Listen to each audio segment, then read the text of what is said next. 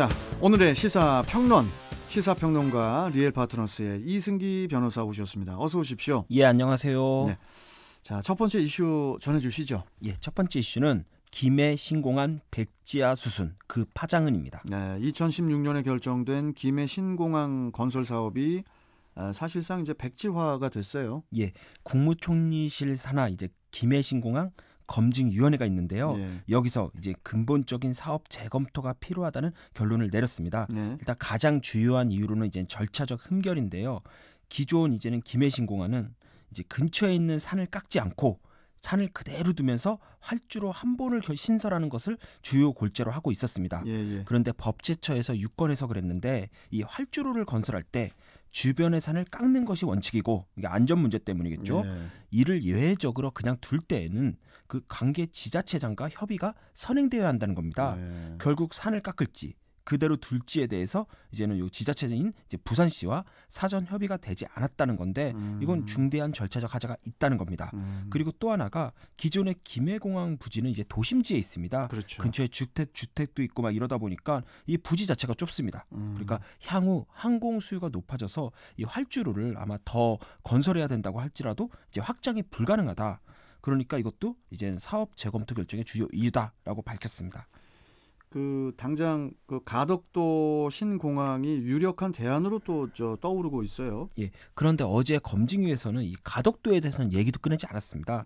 근데 이제 정치권을 중심으로 해서 가덕도 신공항 재추진 움직임이 이제 급부상하고 있는데 어제 뉴스만 보더라도 이제 김해 신공항 백지화 수순 이 기사와 함께 가덕도 신공항 유력 이게 같이 올라오고 있더라고요. 일단 이제 정부 여당이 이 가덕도 신공항 안에 아주 강력한 지지를 보내고 있습니다. 그리고 야당인 국민의힘도 이제 PK 민심을 생각하면 이제 마냥 반대를 할 수 없는 입장이다 보니 이제 후보 1순위라고 불러도 될 것으로 보입니다. 특히 여야를 막론하고 가덕도 신공항 건설 지지 목소리가 나오는 건 또 이제 내년에 있을 이제 부산시장 보궐선거 이 선거 영향이 또 크다고 보면 됩니다. 네. 이번 김해 신공항 백지화를 두고 또 지역 갈등 논란이 일고 있습니다. 예, 이전부터 쭉 있어왔던 건데요. 이 김해 신공항이 결정이 됐지만 실제로 이 동남권 신공항은 예전부터 필요성이 인정됐습니다. 왜냐하면 인천공항에 이은 동부가 제2의 허브공항이 필요하다라고 해서 동남권 신공항 건설안이 2006년 노무현 정부에서부터 나왔는데요. 그때부터 매년 선거철만 되면은 모든 대선 공약으로 이 공항안이 나왔습니다. 뭐 나왔다 사라지고 나왔다. 그런데 이제 박근혜 정부에서는 하도 지역 갈등, 특히 TK와 PK가 서로 이 신공항을 가져가려는 이제는 그런 이제 얘기가 있다 보니까 아예 중립적인 프랑스 전문기관이 이걸 용역을 맡겼습니다. 그런데 이제 여러 거를 봤지만은 이제는 뭐 대표적으로 이제 TK에서 주로 지지를 하는 거는 이제는 경남 밀양이고 PK에서는 이제 가덕도를 지지를 했는데 이제 이 프랑스 전문기관이 조사를 해보니까 이 밀양 같은 경우에는 도시는 아니고 이렇게 일반적인 평야는 넓지만은 기본적으로 이제는 깔아야 되는 비용 활주로 하나 설치하는데 5조가 들어간다고 합니다. 근데 이 김해는 한 4조 5천억 정도 들어가고 그래서 가덕도는 바다를 간척해야 됩니다. 더 많이 들어가겠네요. 8조가 들어간다고 합니다. 그렇다 보니까 최종적으로는 이제는 김해 신공항안이 이제 결정이 된 건데요. 뭐 이번에 이제 이게 바뀌었단 말이에요. 그렇다 보니까 이제 TK 측에서는 야 우리가 공항을 접근할 접근성이 매우 떨어진다. 기존에는 이제는 있던 공항을 확장하는 이제 김해 신공항안은 우리가 받아들이겠지만은 새로 결정할 때는 어느 한쪽을 들어주는 게 아니라 또 중립적인 평가를 해야 되는 거 아니냐라고 해서 반발이 있고요. PK 같은 경우에는 이번 기회에 우리 지역 수건 사업을 해결하자 이런 말이 있으면서 이제는 좀 이게 지역 간의 좀 갈등이 좀 계속 벌어지고 있는데요. 향후 좀 새로운 공항 부지를 좀 결정할 때는 영남 5개 지자체, 그러니까 TK, PK, 울산까지 해서 요 5개 지자체가 좀 협의가 잘 돼서 좀 갈등이 좀 없었으면 합니다. 가덕도가 발음은 따박따박 발음은 시원해요. 가덕도. 어떻게 될지 일단 또 지켜봐야죠. 자, 다음 이슈 전해주시죠. 다음 이슈는 바이든 알셉의 경고장 규칙 미국이 정해야입니다. 조 바이든 미국 대통령 당선인이 중국이 주도하고 또 우리나라를 비롯한 15개 국가들이 참여한 알셉을 두고 가장 경계심을 드러냈다고 하는데 이건 또 어떤 일인가요? 바이든 당선인이 이제 현지 시간으로 지난 16일 기자회견에서 이런 질문을 받았습니다. 미국이 알셉에 가입을 검토할 것이냐, 그러니까 알셉 가입을 할 거냐라는 질문을 받았는데요. 바이든 당선인이 이렇게 답했습니다. 우리는 다른 민주주의 국가들과 제휴할 필요가 있다. 중국이나 다른 국가들이 국제 무역 규칙을 정하게 해서는 안 된다. 미국이 이를 주도해야 한다. 이렇게 답변을 했습니다. 결국 바이든 행정부가 출범도 하기 전에 중국과의 주도권 싸움을 시작한 건데요. 결론은 미국 주도의 국제 질서를 통해 중국의 영향력 확대 시도를 저지하겠다. 이게 결론으로 보입니다. 특히 바이든 당선인이 이제는 민주주의 국가들과 연대해야 된다라는 발언했는데요. 이는 사실상 알셉에 대항해서 이제 전통 우방국들을 중심으로 반중 세력을 다시 규합해 보겠다라는 그런 뜻으로 해석이 되고 있습니다. 뭐 그러다 보니까 이제 이날 바이든 대통령이 직접 뭐 입에 담지는 않았지만은 그 환태평양 경제 동반자 협정이죠. TPP에 미국이 복귀하는 것 아니냐 이런 또 관측이 나오고 있습니다. 예. 미국은 이제는 오바마 행정부 때 이 TPP를 주주적으로 결성을 했습니다. 그런데 트럼프 대통령이 이제 자국 무역 보호주의를 내세우면서 취임 사흘 만에 이를 탈퇴한 바 있는데요. 만약 미국이 TPP에 복귀를 한다면 세계 경제의 40%를 차지하며 알셉을 단번에 뛰어넘는 이제는 메가 자유무역 협정이 탄생을 하는 겁니다. 이제 일단 그런데 이제 우리나라는 이제 TPP에 가입을 하지 않았습니다. 그렇다 보니까 바이든 당선인이 TPP의 복귀를 추진하면 아마 우리 정부에 가장 먼저 가입 요청을 하지 않을까. 뭐 그건 시간 문제로 보입니다. 그렇게 되면 결국 우리 정부 미국과 중국 사이에서 어떤 선택을 해야 할지 참 마땅한 해법을 찾기가 또 어려울 수도 있다는 겁니다.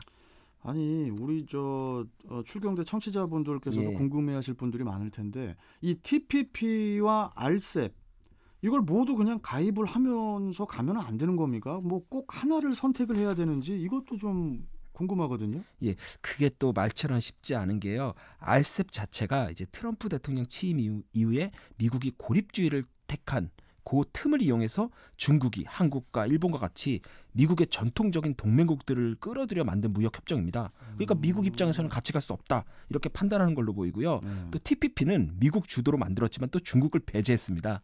중국을 빼고 아시아 태평양 지역 내 미국의 우방을 중심으로 중국을 둘러싸서 이렇게 좀 대항하기 위해 만든 무역 협정이다 보니까 중국으로서도 또 이를 그냥 둘 수 없는 겁니다.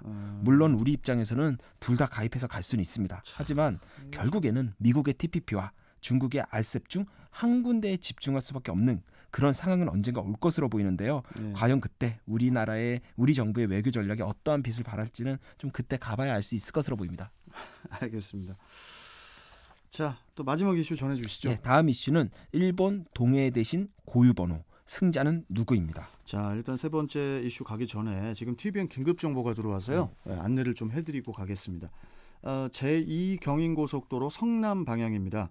남동 나들목 1, 2차로에서 그 승용차 관련 사고가 나서 지금 또 사고 처리 중에 있습니다. 참고해 주십시오. 자, 동해 일본에 대신 고유번호 승자는 누구?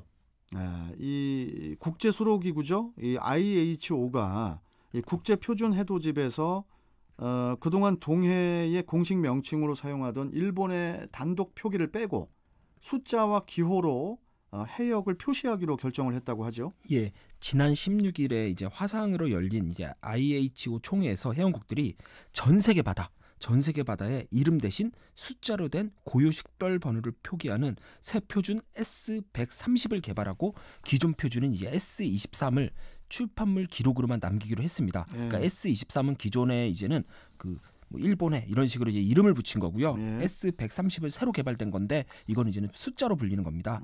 그런데 이제 S23은 어떻게 보면 역사적 유물이 된 거죠. 이 S23은 아날로그에서 디지털로의 역사적 변천을 보여주는 기록으로서의 그런 이제는 출판물로서의 가치만 남게 된 겁니다. 일단 기존 S23은요. 일제강점기인 1923년 처음 초판이 제작됐는데요. 지금껏 동해를 이제 일본해로 단독 표기를 했습니다. 그렇다 보니까 일본이 이 S23을 근거로 해서 국제사회에서 동해가 아니라 일본해다라고 주장하는 주요 근거가 되었던 겁니다.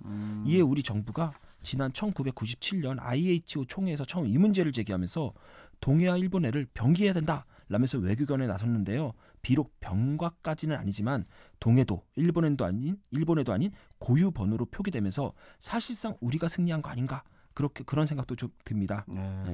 자, 그런데 이제 일본이 디지털이 아닌 종이 해도에는 일본의 표기가 그대로 남게 됐다면서 우리가 이긴 것이다.